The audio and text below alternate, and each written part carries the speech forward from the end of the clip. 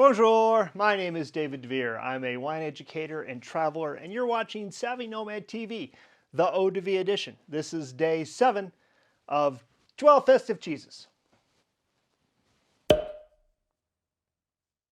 Day number 6 was the oh so delicious salt crystally Gouda.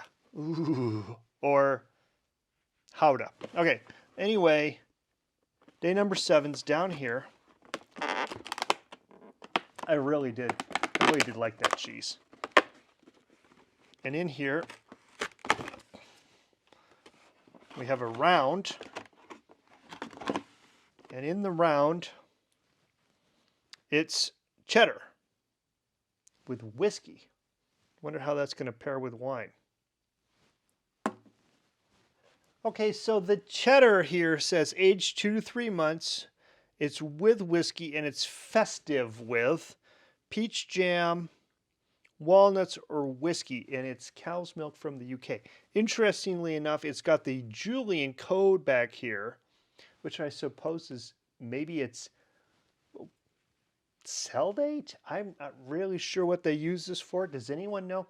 You can put a comment down below. I know banks use Julian codes often. Anyway, the Julian code is 22133. That pertains to something. Anyway, let's slice it in half and smell it. Oh, it's firm.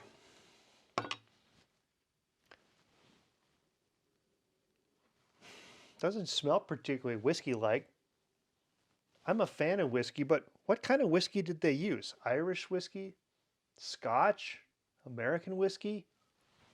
Blended whiskey? Single malt? Doesn't smell like whiskey at all. All right, well, let's slice it up and taste it with our 2 wines.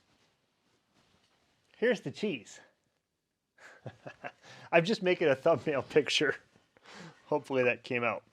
Okay.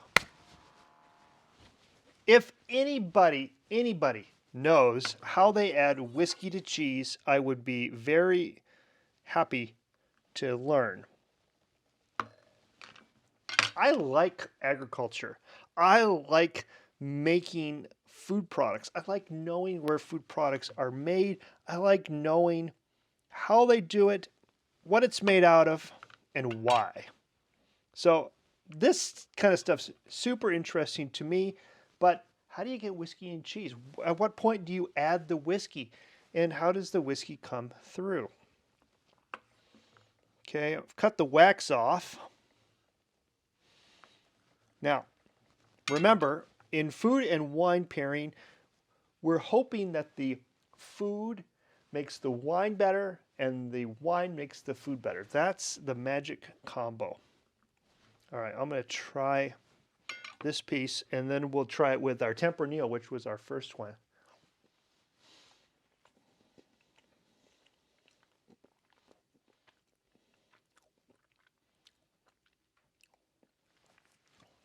It's strong flavored.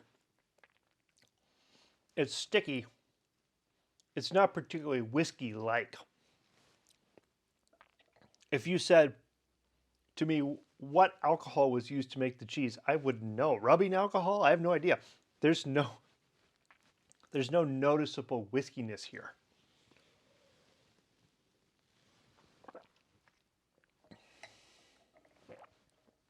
Mmm. Ooh. Mmm. Oh, it goes great with a Tempranillo. That's exactly what Tempranillo is supposed to do.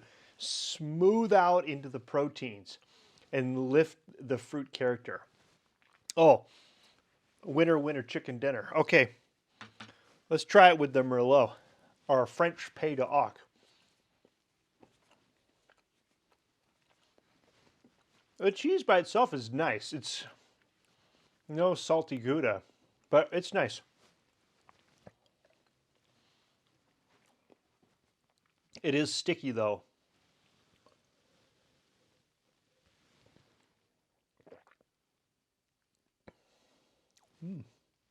Actually, that brings the oakiness character out of the Merlot. So the cheese here is making both wines taste better. But the cheese by itself, even though when I'm going to have another piece, isn't particularly good just by itself. Nor does the wine make the cheese better. The cheese makes the wine better. Yeah. That's what I'm going with.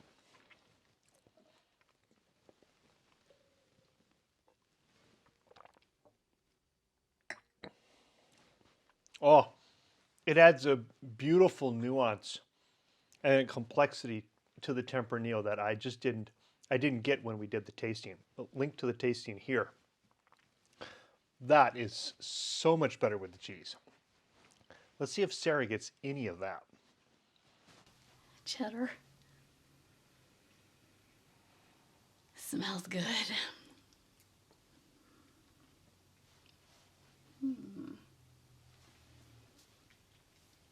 Okay, Tempranillo first.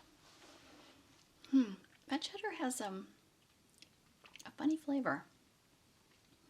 I think I discern it says husky, which I'm guessing is whiskey, but I'm not sure I taste that, but it's a unique flavor.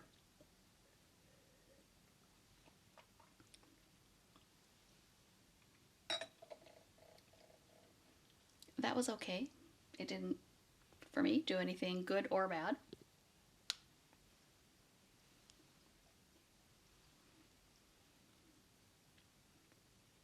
This cheese is really creamy after a while.